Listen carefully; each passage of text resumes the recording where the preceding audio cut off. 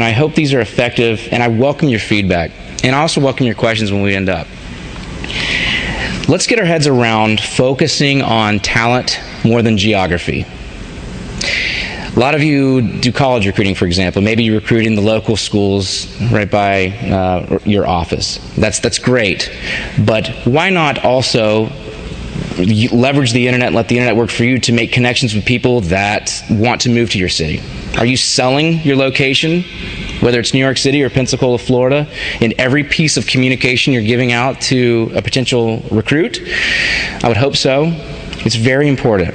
And when I say this, and I'm usually in a room, I always get somebody that chuckles, and they're like, well, last time, I'm not picking on Missouri, but the last time the guy goes, we're from Springfield, Missouri, okay? No one's going to move to Springfield, Missouri. I said, that's not true. And hang on, because there's a punchline to that.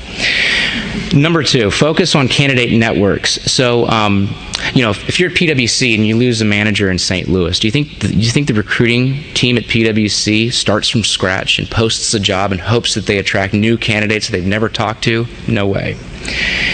And neither do a lot of our old clients at Monster. They are leveraging pools of people that they had already talked to, that they've already recruited, and they didn't hire. And they do it so effectively that they're hiring from that audience, not from a brand new audience that they were trying to collect. And they do that too.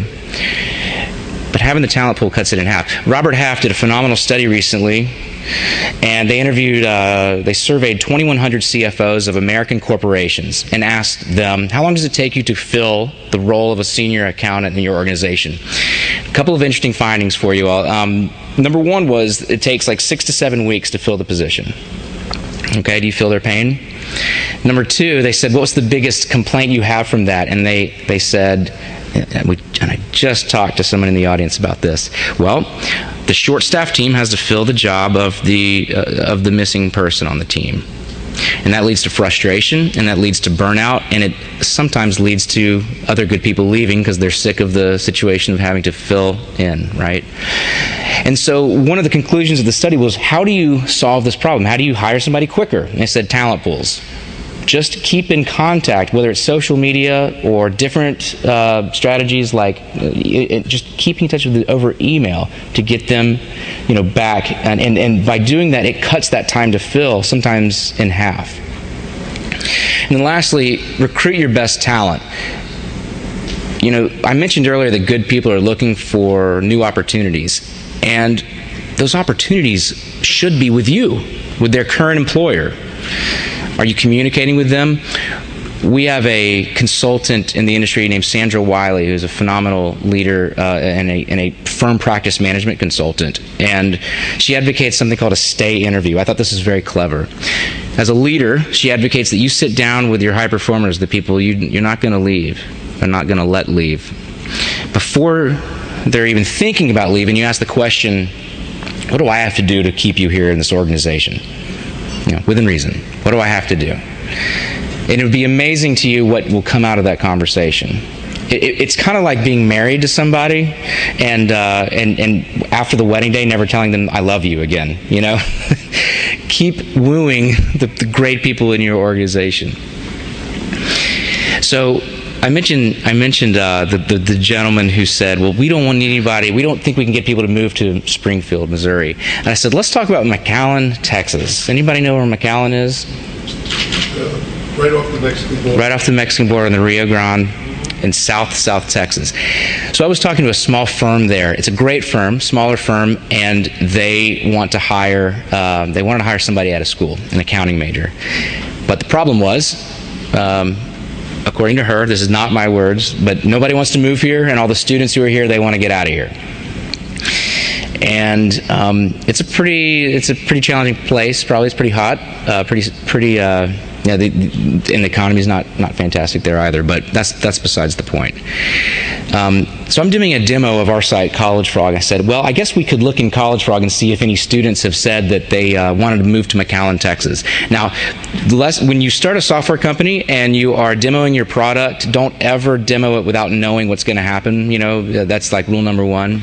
I broke that rule, and I searched for McAllen, Texas, and thank heavens, we had 7 candidates who not only showed up in the search results. They wanted to move to McAllen.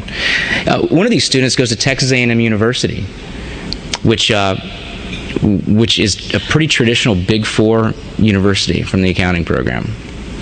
So I was like, let's take a look at Guadalupe here. Sure enough, she wants, and you see at the bottom, preferred locations. She wants Austin, San Antonio, Dallas, or McAllen. I said, do you think you should call her? We're going to call her.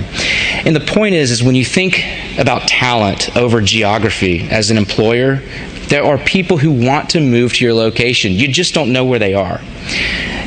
You need to have a banner somewhere. So if they say, I want Atlanta, I'm going to find you as an employer. And if you do get people to come to your website and you do post jobs, it's important what you're communicating. It's important what you are offering them about you as an employer. I won't spend a lot of time on this, but I'd be happy to send our research and this presentation to any of you as employers in the room who would like me to follow up. I'm happy to send any of this information. So I'll summarize. Most of us in our profession don't have a lot of good quality information to recruit talent to on our website. That's not good. Answer the critical questions. Why would you want to attract somebody to come work here? What are your values? What do you stand for? And bring them in. Use things like LinkedIn. LinkedIn's free. Post on your site that I need to fill a position fast, and tell everybody on your team to share that free post.